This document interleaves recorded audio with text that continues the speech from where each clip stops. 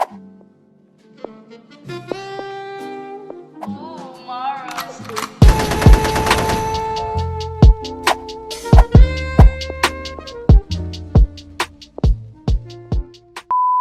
up, guys? So for those who don't know me, my name is Masedi, also known as Said, and I'm a filmmaker based in Cape Town, South Africa. Today I'm working with IndustryJump to show you the best possible workflow for the Blackmagic Pocket Cinema Camera 4K and the best export settings for YouTube. So let's get started. All right, so right now I have DaVinci Resolve open and I have all my media imported in my media pool. So the first thing I do in DaVinci Resolve is I transcode my 4K B-raw footage, because I do that not because B-raw is not a very workable format in Premiere Pro, but just because Premiere has some weird things going on where it really messes up your B-raw footage sometimes, you know. So I transcode my footage to a lot less resolution at 1080p and a different codec. So I'm gonna head over now down to the edit tab, which is over here, and I need to create a new timeline. So what I do is I click the first clip, Control A, right click, create a new timeline using selected clips. Call the timeline whatever you want. I'm just gonna call it Bmpcc 4K workflow, create. And now you'll see that all your clips will now show here onto the timeline. And then you don't want to cut or do anything like that in this timeline. So what you want to do now is leave it as it is and then head over now to the delivery page. So you can locate the delivery page right over here at the bottom here. It has this little rocket icon right here. So you click on it and then now you add the delivery page. So the first thing that you want to do is add the location for the clips. So I've already added this already. So you click browse, you create a main folder, and in that folder you add two folders, the footage, which is where your original footage is in, and then your transcode, and then obviously put in the transcode folder, and then make sure that you render it at individual clips. And this is important because you don't want everything to come out in one single clip, because you want to be able to edit it in Premiere Pro. So render it as individual clips.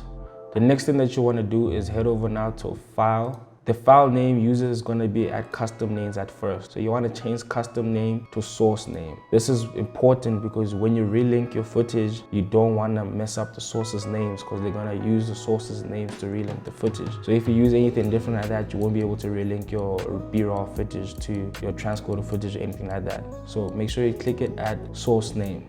All right, so once you're done with that, head over now to the video tab. And as you can see over here, this is the format that I use to transcode my footage. So I use a Windows computer. So if you're using anything like Mac, you could use QuickTime over here. And then add codecs, you can use Apple ProRes. And then type, you can use 422 or anything like that. So what I use is I use a Windows, so I use DNX HD, type 1080p. But if you have a slower computer, you can actually take it a little bit more down a notch. Go to 720p. And then the format that I use is MXF. And then at advanced settings, make sure that you click add data levels full, and then basically that's all that you need to do, and then you're ready to now to export these clips. So I'm going to click here add to render queue, and then I'm going to say start render, and then now these clips are going to begin to start rendering. All right, so the render has been completed. So what I'm going to do now next is open Premiere Pro and import the transcoded footage, and then begin to edit the transcoded footage in Premiere Pro. Oh damn, that was so long. All right, so I have Premiere Pro open now and I've already imported my transcoded footage. So what I'm gonna do now next is create a new sequence. So file new sequence, just wanna make it a 1080p timeline. So I just use Airy 1080p 24 frames, click OK. And yeah, so now we're ready to start editing. I'm just gonna quickly do a rough edit and then show you guys what I do afterwards. All right, so I'm done with this edit. So what I'm gonna do now next is click on File up here and then click on Export Final Cut Pro XML.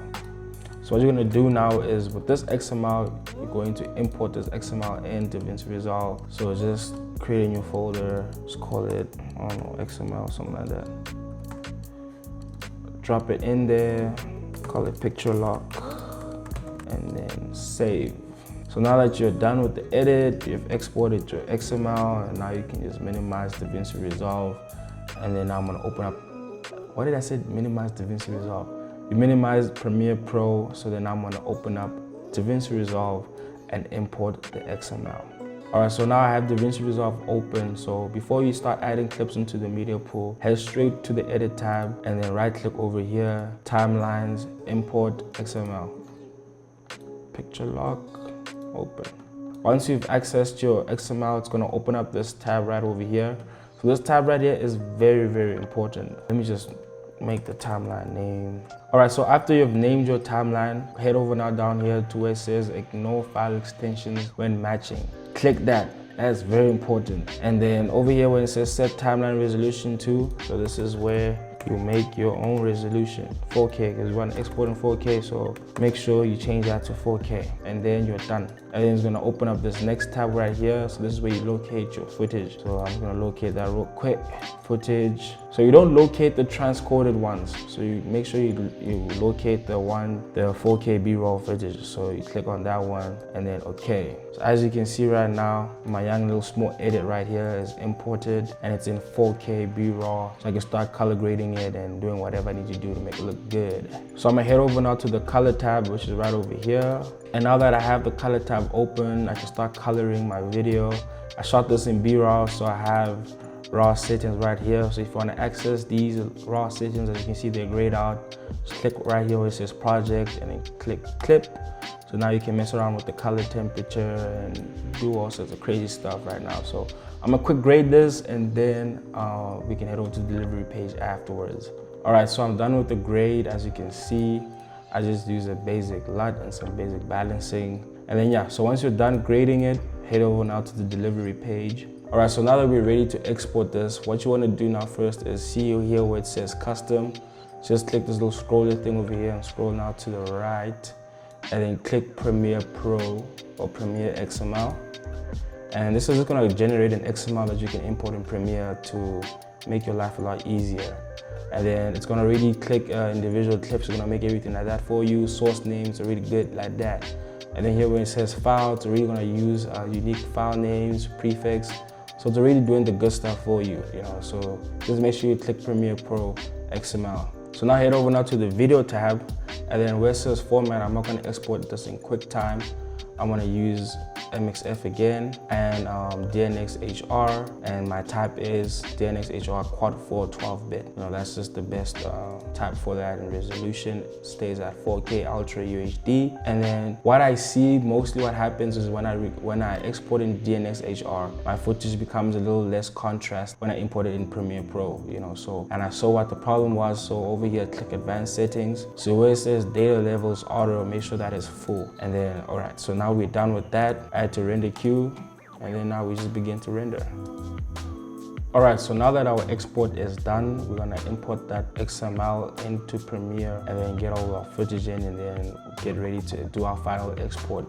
All right, so this is the same project that I had open, and over here, this is like the normal transcoded footage over here. So what you wanna do now is head over now to File, click Import, and then locate where you drop the XML. All right, so as you can see here, it has imported the graded clips. So all the graded clips that you did has been imported. And then as well as the timeline, which is right over here. So the timeline is this one over here, which is Bmpcc 4K workflow. So you click on that, and then here's your timeline. So now you're ready to do what you gotta do, add some titles, some black bars, whatever you gotta do. And then once you're done with that, just head over now to File over here, click Export, Media, and then now you're ready to export. All right, so the export settings that I'm gonna show you right now are the best possible export settings for 4K video on YouTube. So these are settings that I use on my videos when I shoot in 4K. And then yeah, so let me show you guys the settings real quick. So the first thing that you want to do right here is scroll a little bit down here. Just check if everything is how it looks on my screen. Make sure that it's 24 frames, you shot in 24. The field order is progressive, square pixels. Just make sure that thing is like how it is right there. So over here, this thing's gonna be unchecked as you see over here. So just make sure that render at maximum depth is clicked. So this is gonna give you the best quality in rendering it. So it's gonna take a little bit longer in rendering, but it's gonna give you the best possible quality. And you head over now to the bottom over here where it says profile, where it says main. Click on this checkbox thing over here. Go down to where it says high, click high. And then make sure that the level 5.1 right now, which is dope for 4K video, but I usually put it at 5.2. And then make sure when you click these levels that your frame rate stays the same, the resolution stays the same, because sometimes that changes it up a little bit. Make sure that stays the same. So now once you're done with that, head over now to the bottom right here where it says bitrate encoding, make sure that you change that to constant bit rate, which is CBR. Thing about YouTube, the higher the bit rate is, the less it's going to compress your video. So the bit rate that I use is 180 megabits per second. It's quite big. You know, it's gonna make your files a lot bigger than they actually should be, and but it's gonna give you the best quality that you can get on YouTube. So then, yeah, that's about it in the export tab here on the video. The audio, just make sure that it is on high quality. The bitrate is 320, you know, so I don't think it'll really change these settings. So just make sure that the quality is high. Oops, what did I do? So just make sure that these settings is at 320, audio is high, and then you should be good to go. So yeah, that is my export settings for YouTube, and thank you guys for watching. This has been my Blackmagic Pocket Cinema Camera 4K workflow. Thank you to IndustryJump for partnering with me and creating this video for you guys. You guys should check them out on all their socials, YouTube, Instagram, check them everywhere. Also, sign up and become a member of IndustryJump. So yeah, that is it for me. See you guys when I see you guys. Cheers.